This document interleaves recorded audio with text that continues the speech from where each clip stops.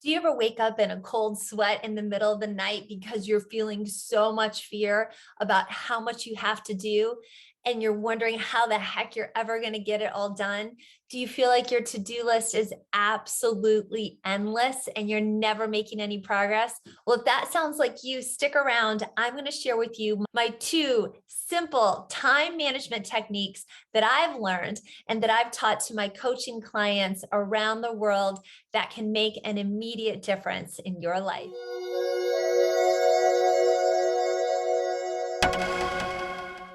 Look, we all know what it's like to feel like your to-do list is completely out of control between personal life and work life.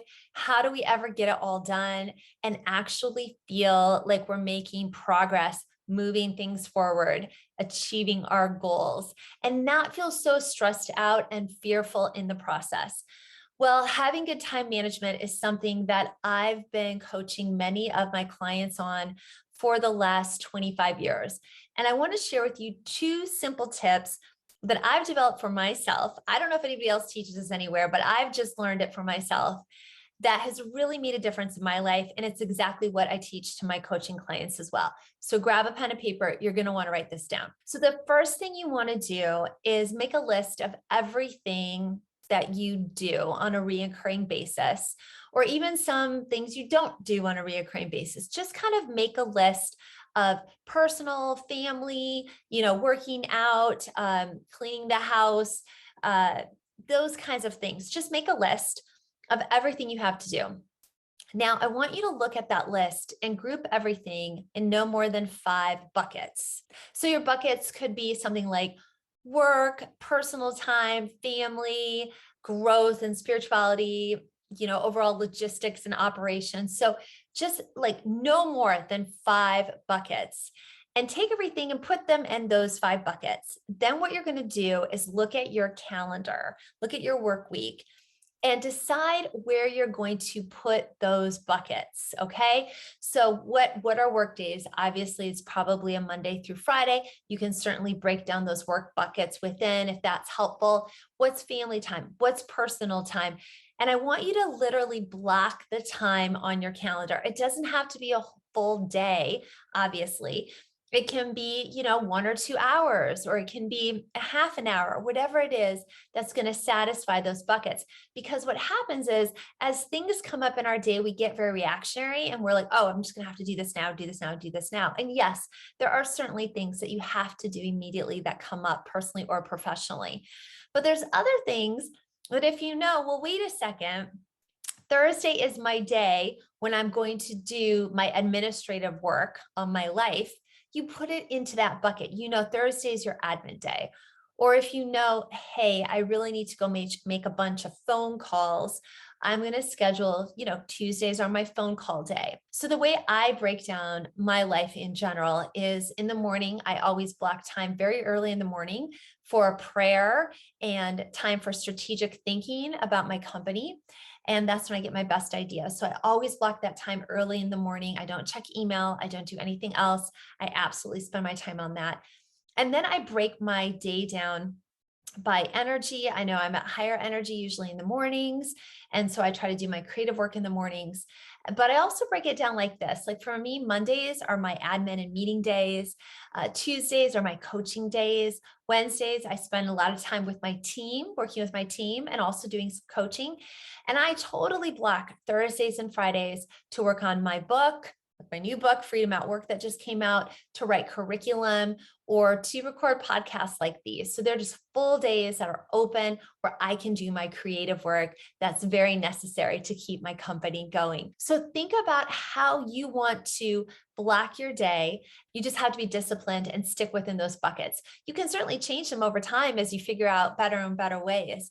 But when okay, these are my days, it really makes a difference. And then here's the second tip that I have for you. The way that I organize things, and here I am, a busy CEO. I run a global company. I've been at this for 25 years. I'm a busy auntie. I'm a new mom of a puppy, manage my home, all the things that go along with life.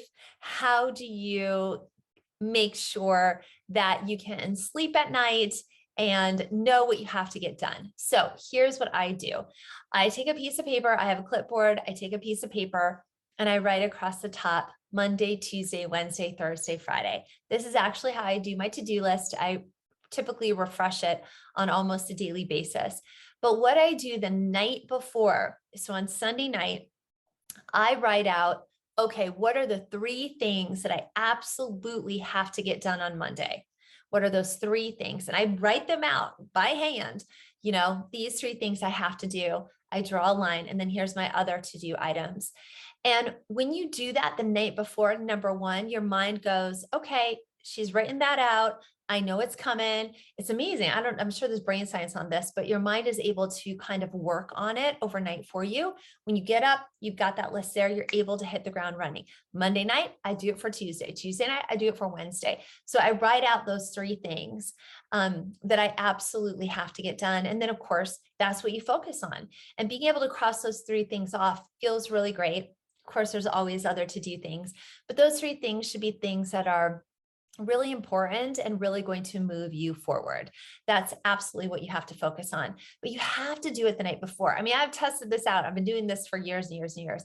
If you don't do the night before, but you're like, yeah, I kind of know, I'm telling you, you've got to do it the night before, because you're going to wake up the next morning. Your mind's already preparing to go. You're going to be able to hit the ground running a lot faster. So those are my 2 management tips that I've learned. Simple, easy. Make a list of buckets and block your time on your calendar. It doesn't mean every hour has to be perfect. You can have some wiggle room too, but put your time into these time buckets or time blocks, as some people call them.